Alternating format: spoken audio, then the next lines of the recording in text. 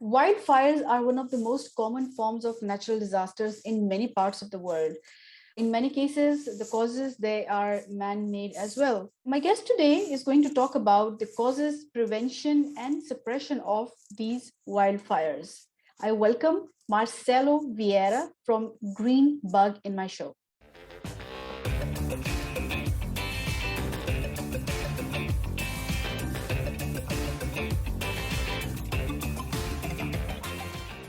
Marcelo, welcome to the show, Innovation from the Global South. Thank you very much, Almas. Thank you for the opportunity. Marcelo, tell us something about GreenBug. We are a startup, a small startup. We are only 5 years old.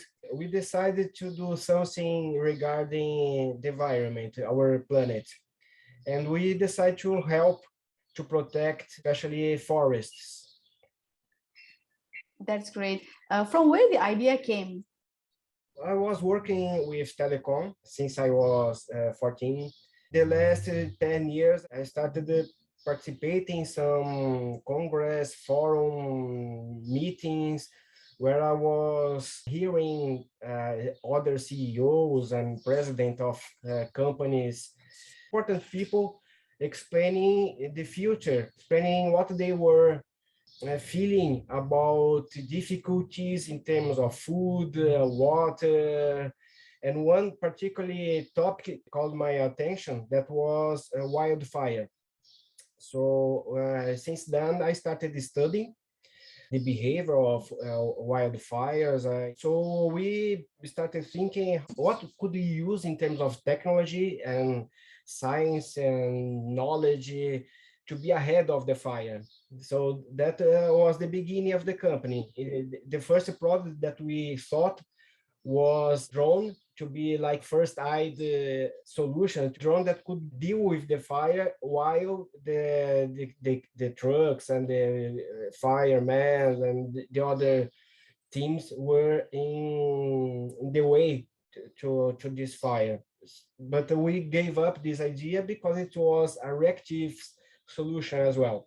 Then we started thinking about how could we understand the behavior of the forest, the plants, the humidity, the temperature. How could we measure and try to predict a location, some place that was almost maybe, or we had everything ready for a fire. This is the main product that we are working so far.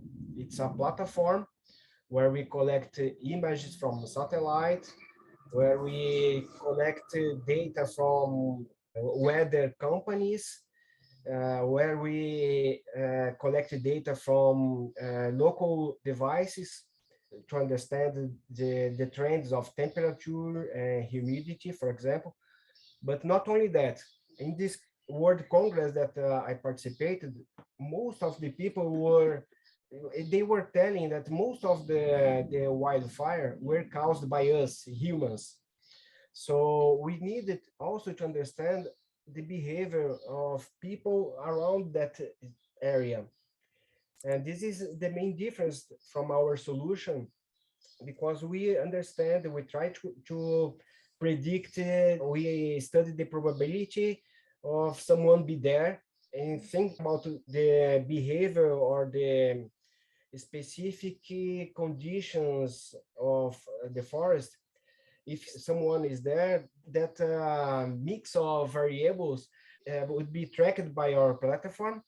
Then we would have a alert showing us the specific area where we have all the conditions ready for a fire and also a higher probability of people be there. That's quite interesting, Marcelo. But let me go back to a very basic question. Our listeners and I myself, I would like to know, out of your findings that you have, what are the major sources, that bring fire to the forests? We know that fire is part of our nature.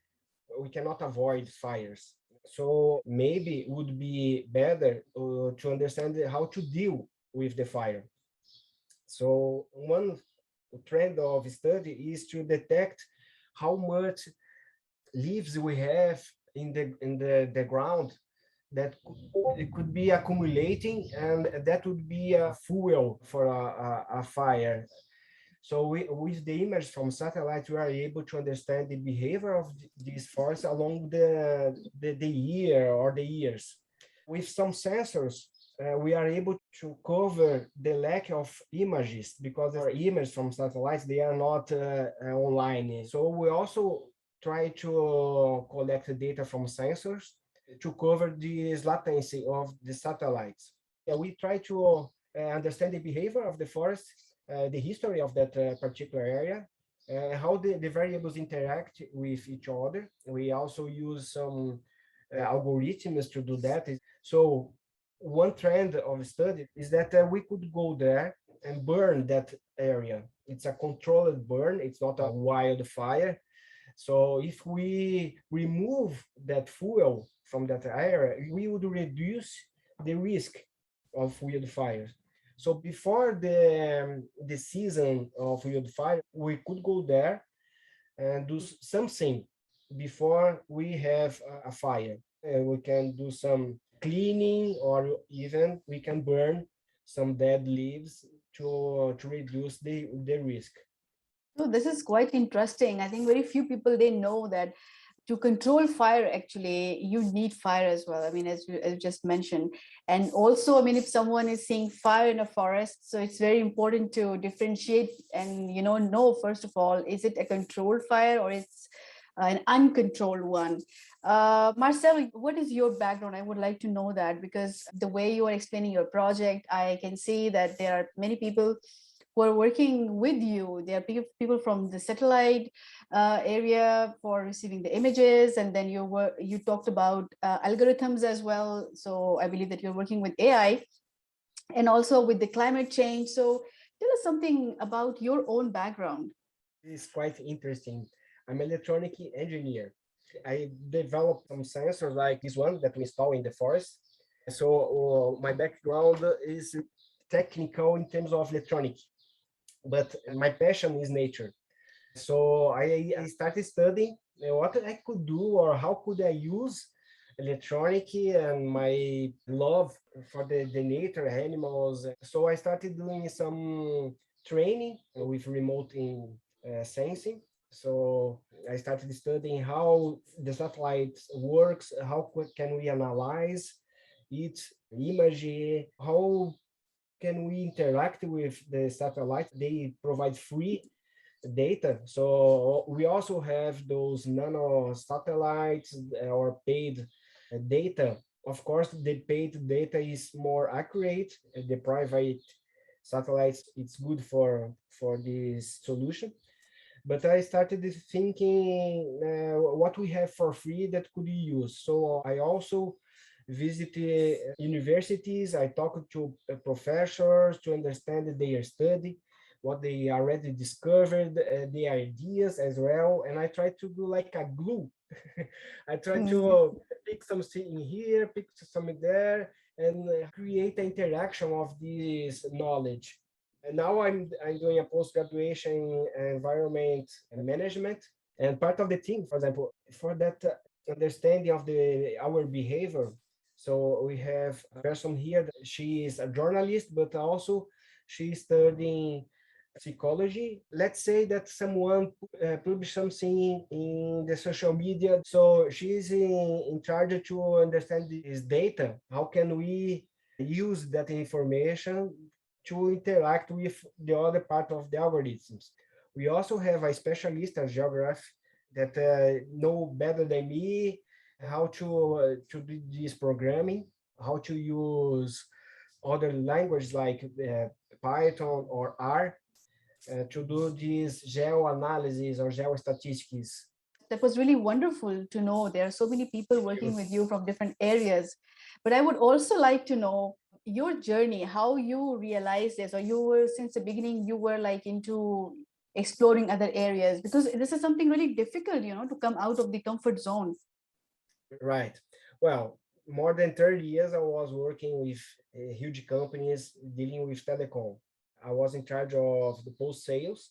to cover Latin America. I was not happy with this journey, the direction that I was taking.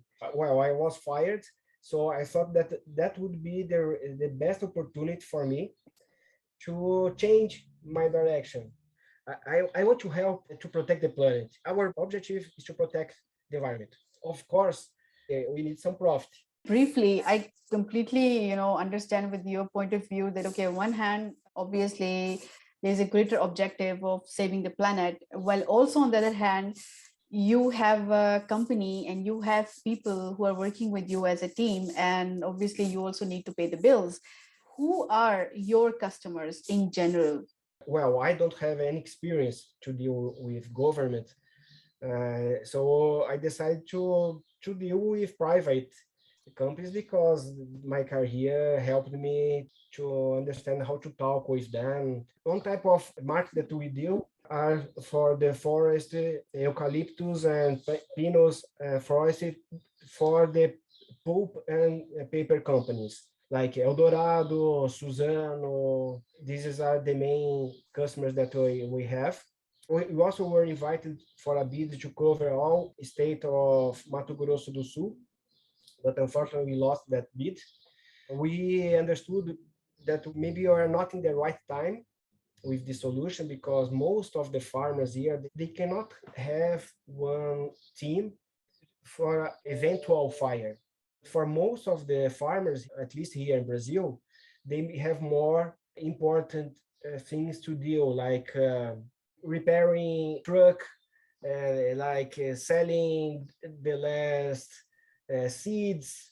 So we think that our market are the bigger companies because they have teams, they have a budget to invest, and they have also open innovation programs. They have some teams that deal with startups. Also, the legal team, they are more flexible. So I think that those companies are our potential customers. Marcelo, you just mentioned that there are so many other things that farmers need to take care of, and sometimes prevention of fires doesn't enter in their budget or they don't feel it is important. What you would like to say to them, why they should value your work and why they should take care of prevention as well? One thing that I'm trying to do right now is to create like a hub where farmers could talk to each other. If we could create this hub and where small farmers could talk to their neighbor, it's not necessary for each company to have one truck or one team at that part of the farm. And maybe we could create this interaction. So this is the one idea that I have in mind, is to create a hub where we can talk to each other and try to do something together. Yeah, this is a really wonderful idea. I mean, I am really amazed listening to this because it's something like, okay, you protect someone else's farm to actually protect yourself. And working as a community, I mean, not as an individual. So yeah, this is really great. And Marcelo, how is your experience of working in this area outside of Brazil? Because I had a conversation with you some, like, I guess 1 month ago when you were in Argentina. So you are expanding your project to other countries of South America, or it is something global? Tell us something about that. We don't have how to cover the entire planet. So we need a partnership. So we have been talking with local companies or startups in Europe or North America and also South America as well.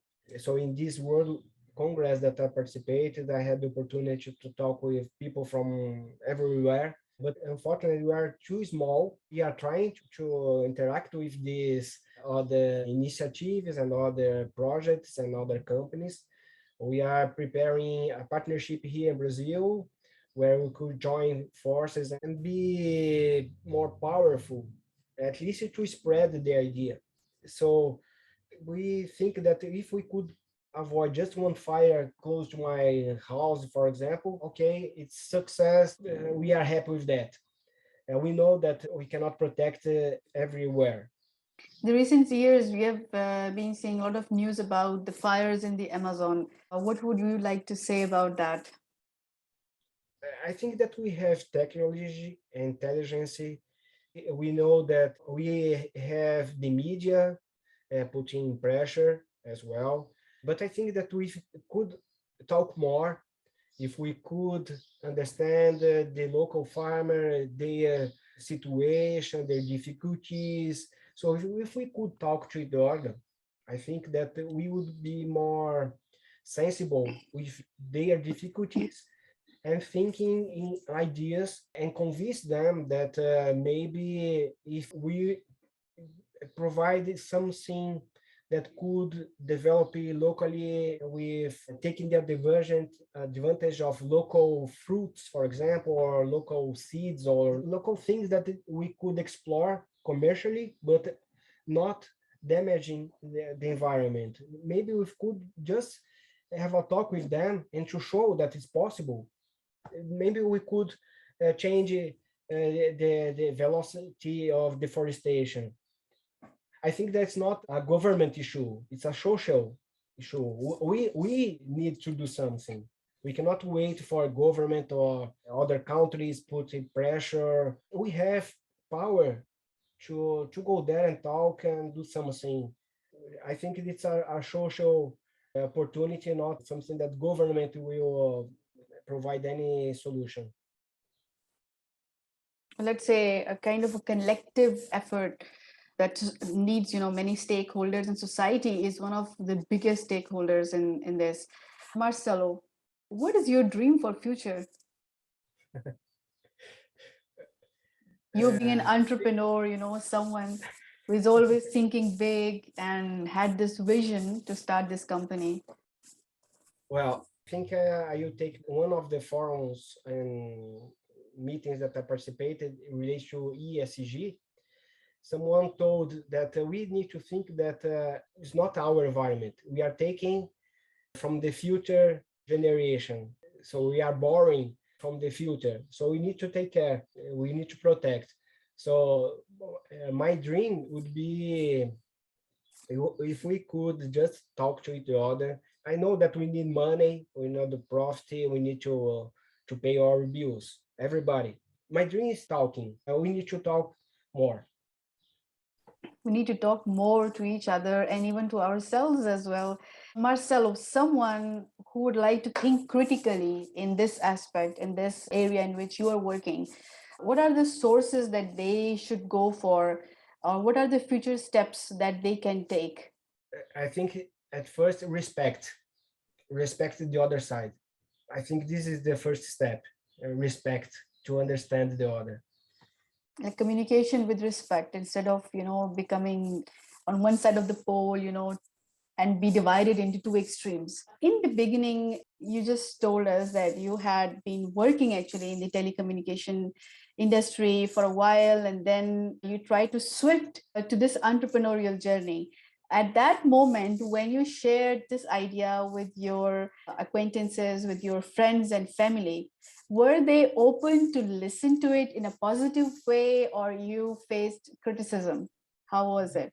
Even from the telecom companies, I have friends there. I received the 100% support. I received the support from people that they have kids, for example, and they cannot get inside our bus. I receive comments from professors, some engineers, from my kids as well. So it's good. It's good. That's great to know, because many entrepreneurs, they actually complain that in the beginning of their journey, their own friends and family, they were not standing with them because they were saying that it's not going to happen, or even if the project is good, probably you're not going to have money in future, or you are starting from zero, so it will be difficult for you. And you mentioned that there are many people who have kids and they cannot take this risk. You just said that you have kids, so I mean, how is that? I have three kids. The oldest is 18 years old. So I try to show to them that we must respect the planet and see how life is good. There is always some good side. Even difficulties, the barriers, these difficulties provide us an opportunity to grow, to think, and to develop ourselves. I can clearly see that you're a nature lover, you're adventurous, but definitely you are an inspiration for many people. Thank But you. Marcelo, who inspires you? Who inspires Marcelo to keep on going and saving the planet and being this much positive as I you think, are? I think it is not who, but all people that I met in life, they have a part on that. It's the life itself. And because maybe when talking, I had the opportunity to learn something, and I saved that in my file. Anything that you would like to say to future inventors or entrepreneurs who are listening to you and who would like to save the planet, have the same mission as you have? Any advice to them? I encourage everybody who is listening to go ahead and believe in your dream, in your passion. It's not easy, but if you are doing that, if you feel that it is really important for you, go ahead. It's not easy, but with love, it's easier. With passion, it's easier to survive every day. So it's easier to deal with difficulties. So believe in your dream. It's a long journey, so you have to keep that fire burning. Thank you very much, Marcelo Vieira. This is the only, fire of passion that you would like your listeners to keep, let it burn. Yeah, It was a but not really for it, okay? not in the forest. Okay, thank you very much. It was really wonderful interviewing you, knowing more about your project, GreenBug. Thank you very much once again for joining us. Thank you very much, and together we can save the planet. Thank you Yes, very much for the opportunity. thank you very much. Take care. Bye bye. Thank you. Bye bye. Dear listeners, I hope you have liked our today's episode. If yes, so please don't forget to like and subscribe our YouTube channel of Traces.Dreams. With this is your host Almas signing out till next episode. Take care and stay safe.